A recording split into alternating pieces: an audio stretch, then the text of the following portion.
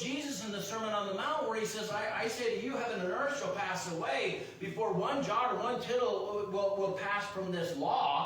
Then the guy said this as though this is some sort of a debate win for him. He said, well, that's the Old Testament. What about the New Testament? And Charlie looked at him and he said, so do you think the Old Testament is somehow less than the New Testament?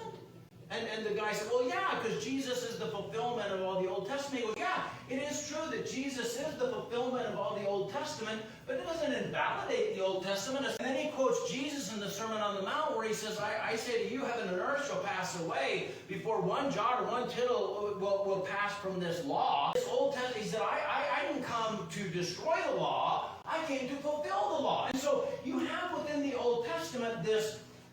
The Old Testament is the root, the New Testament is the fruit. The Old Testament is types and shadows that teach us about this ultimate one that's going to come, this sinless Son of God who will die on the cross so that you and I could experience everlasting life.